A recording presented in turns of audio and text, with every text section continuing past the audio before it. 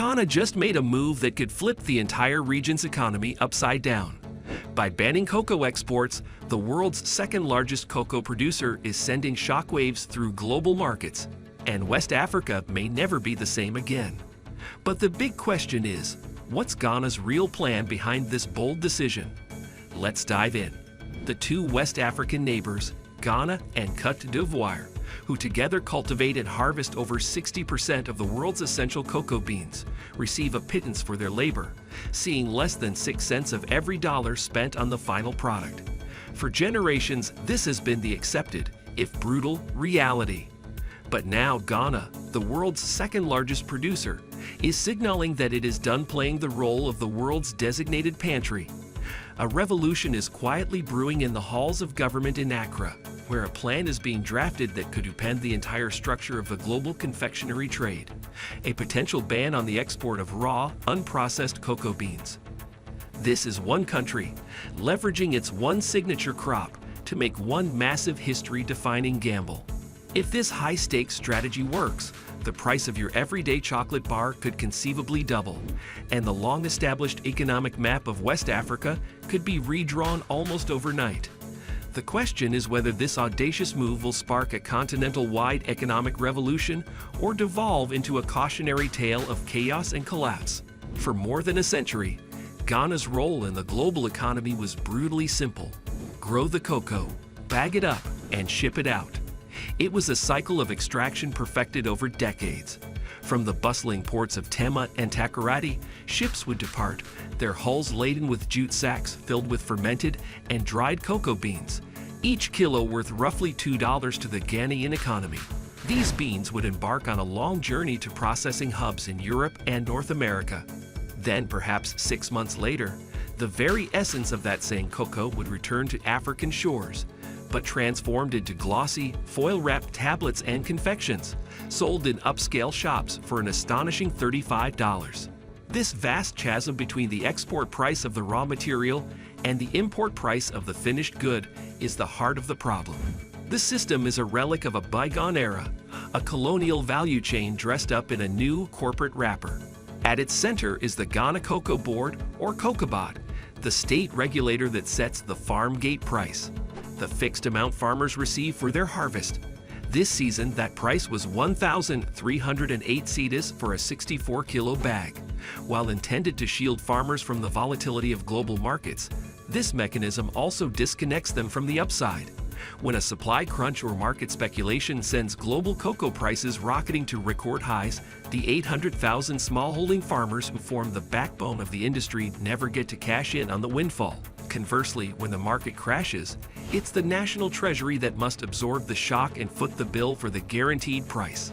The grim result is a perpetual state of economic precarity for the farmers, a constant drain on the nation's precious foreign exchange reserves every time commodity traders in London or New York get spooked, and a national industry that retains a measly 6% of the final sticker price of the chocolate it makes possible.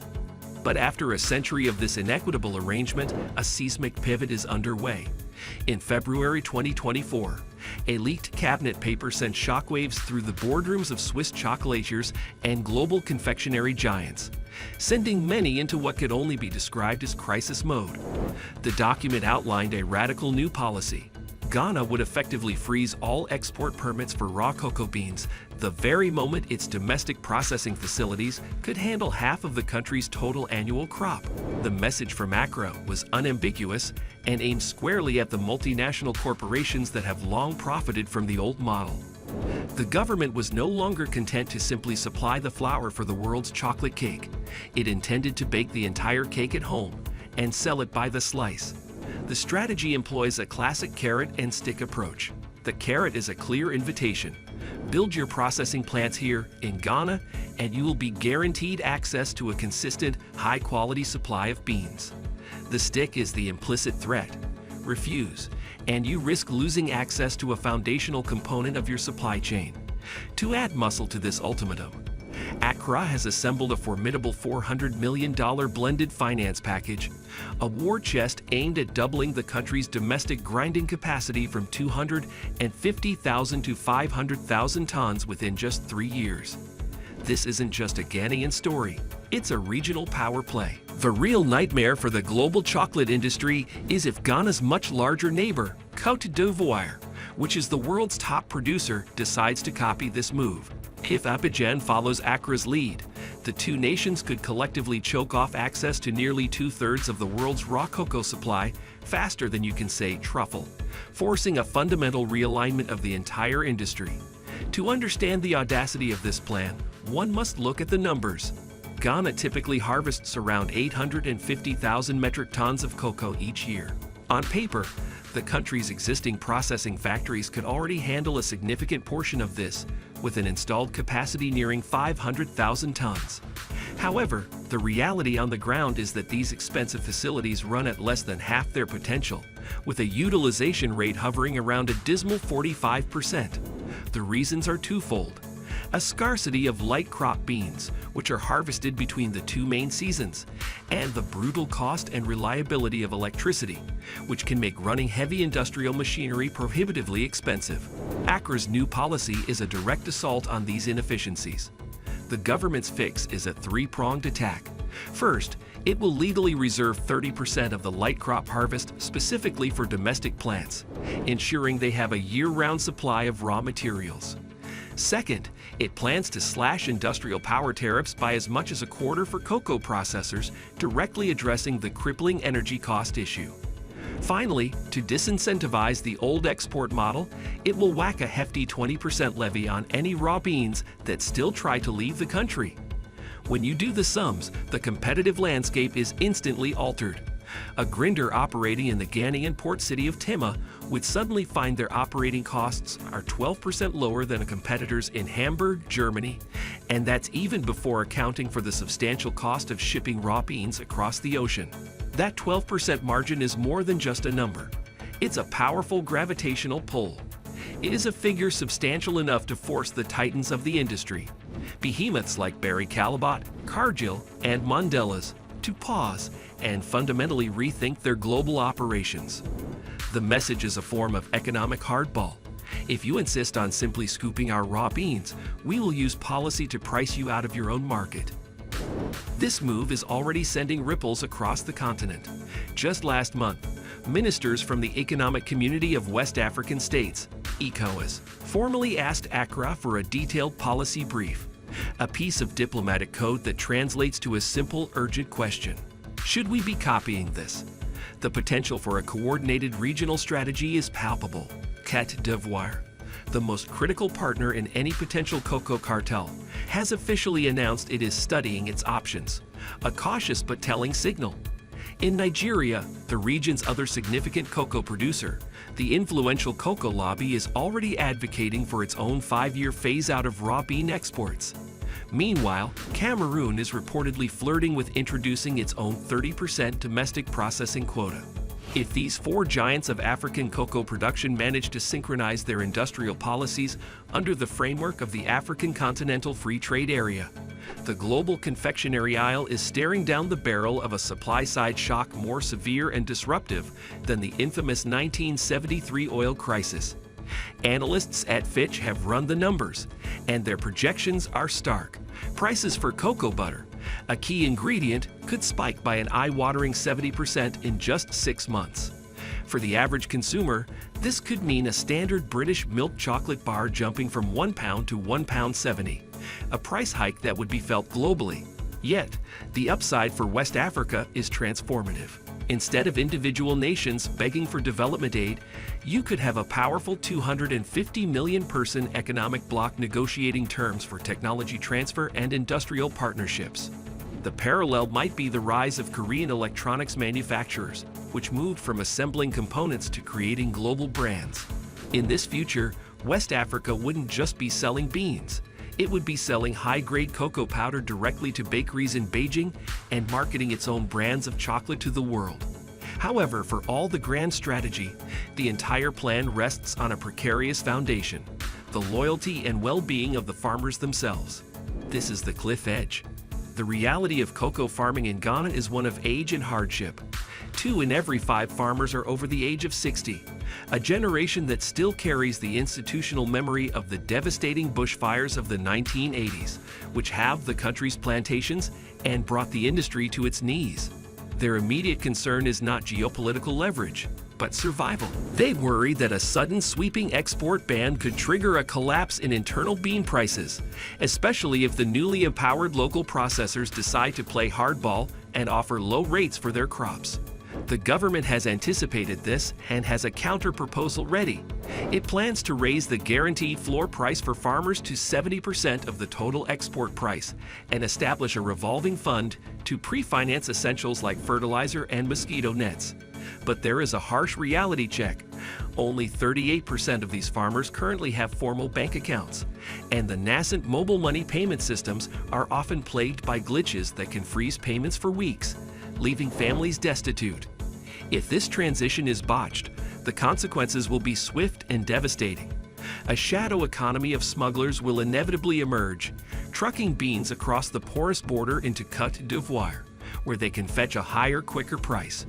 This would not only undermine Ghana's entire strategy, but would also leave its newly built domestic factories starved of the very raw materials they were designed to process. The entire plan would be left in tatters. The coming year will be a knife-edge dance, a delicate balancing act between keeping hundreds of thousands of farmers loyal and financially secure, while simultaneously persuading foreign investors that the profound uncertainty is a risk worth taking. Unsurprisingly, the traditional power centers of the chocolate world are not applauding this disruption. Europe, in particular, is preparing its regulatory defenses. A major challenge is looming in the form of a new European Union regulation set to take effect from January 2025. This rule demands that every single cocoa bean imported into the EU be fully GPS traceable to a specific plot of land and certified as deforestation-free. For an industry built on 800,000 smallholdings, where the average farm is just 2 hectares, the task of geotagging every single cocoa tree is a logistical Everest. Failure to comply would be catastrophic, as Brussels could, with the stroke of a pen, ban imports from Ghana overnight, instantly cutting off access to what is currently 42% of the country's entire market. Accra's proposed solution is CocoAQ, an ambitious, high-tech platform combining satellite imagery with a national farmer ID system to ensure compliance. Yet the timeline is heroic at best, with the goal of rolling it out to nearly 1 million households by the end of the year. While Accra battles this logistical challenge, another front has opened in Geneva. Switzerland, a nation whose identity is inextricably linked with chocolate, has quietly filed a formal complaint with the World Trade Organization. The Swiss argue that Ghana's proposed export levies are a protectionist measure that breaks established international tariff rules. Ghana is firing back, citing Article XX of the General Agreement on Tariffs and Trade, GATT, which allows for trade restrictions necessary to conserve natural resources. Accra cleverly retorts that chocolate, unlike essential medicines or strategic minerals, does not fall under the category of a product that must be freely traded without restriction. This legal battle is expected to be a feast for lawyers on both sides for years to come. Ironically, the immediate effect of this conflict is a surge in uncertainty on the global futures markets, which has caused traders to jack up cocoa prices. A development that, for now, actually helps Accra's budget and strengthens its financial position. Ultimately, the success or failure of this grand ambition comes down to one simple question: where will the money come from? The African Development Bank has already shown its support by unlocking $300 million in cheap loans, but this is just a down payment. To reach its critical target of processing 50% of the crop domestically, Ghana needs to secure a total of $1.4 billion in investment. To raise this capital, Accra is casting a wide net and employing a range of innovative financial instruments. It is actively hawking diaspora bonds, appealing to the patriotism and investment savvy of Ghanaians living abroad. It is also preparing to issue green bonds, specifically labeling them for investors who want to fund the construction of new certified deforestation-free processing plants. There is even talk of creating a cocoa exchange-traded fund, ETF, which would allow Wall Street and other global financial centers to bet directly on the price of Ghanaian cocoa butter, rather than trading abstract futures contracts in London. These efforts are starting to bear fruit. Early whispers from the financial world suggest that major institutional investors, including large pension funds from Canada and South Africa, are circling. They are reportedly tempted by a projected 18% internal rate of return, a highly attractive figure, but one that is entirely contingent on the government's export ban holding firm. The financial calculus is clear. If Accra can secure another $600 million in financing by the middle of 2025, it can catapult the utilization rate of its grinding mills from the current 45% to a robust 85%. Achieving this milestone would be a pivotal tipping point, transforming what is currently a risky national experiment into an unstoppable wave of industrial momentum. If Ghana can navigate these treacherous waters and the gamble pays off, the socioeconomic jackpot could be immense. Zooming out from the high-stakes finance and geopolitics, the impact on the ground would be transformative. Economic models from the University of Ghana project that for every additional 50,000 tons of cocoa processed within the country's borders, the economy would see the creation of 3,200 direct factory jobs and another 9,000 ancillary gigs in logistics, transportation, and port services. Crucially, it would mean that $250 million, which previously would have flowed to foreign companies, would now stay inside the Ghanaian economy, circulating and creating further growth. If the country can reach its goal of processing 400,000 tons domestically, the cocoa industry alone would add a staggering 0.8% to the nation's GDP, a boost significant enough to help soothe the painful hangover from its recent sovereign debt restructuring. But the true impact goes far beyond these headline numbers. It is about the creation of a new class of skilled workers: machine operators, food scientists, industrial engineers, and packaging designers.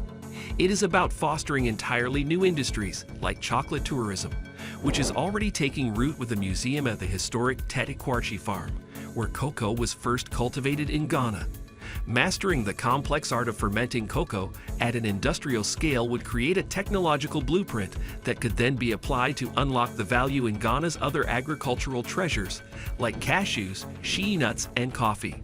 This is the ultimate prize: a tangible pathway to leap from a low-income, resource-exporting nation to a diversified middle-income economy, all without relying on a single barrel of oil. Of course, with such high rewards come catastrophic risks. It is essential to consider the worst-case scenarios, a playlist of potential disasters that keeps policymakers in Accra awake at night. The first, and perhaps most terrifying, is a perfect storm of nature and timing.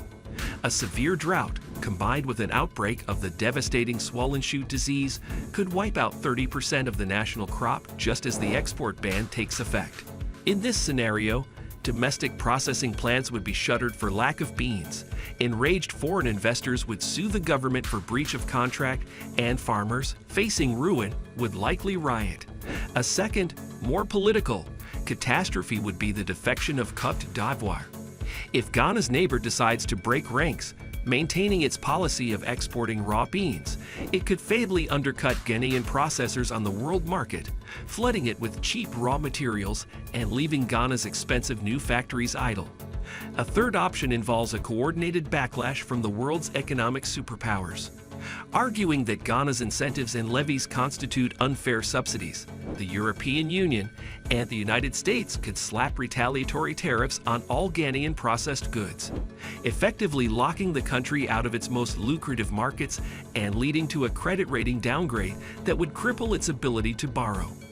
The Ghanaian government's own internal stress tests put the statistical probability of one of these three disasters hitting within the next 5 years at a sobering 22%. To survive such a shock, Accra's plan requires a strategic buffer of at least 200,000 tons of cocoa, $150 million in crop insurance funds, and a masterful diplomatic effort to keep trading partners in Tokyo and Riyadh sweet, even if Brussels and Washington turn icy. This entire national endeavor boils down to a single trillion-dollar question. Should a cash-strapped developing country be willing to sacrifice its guaranteed short-term foreign exchange earnings for a shot at long-term industrial sovereignty? Ghana is not merely fiddling with tariffs or tweaking its trade policy.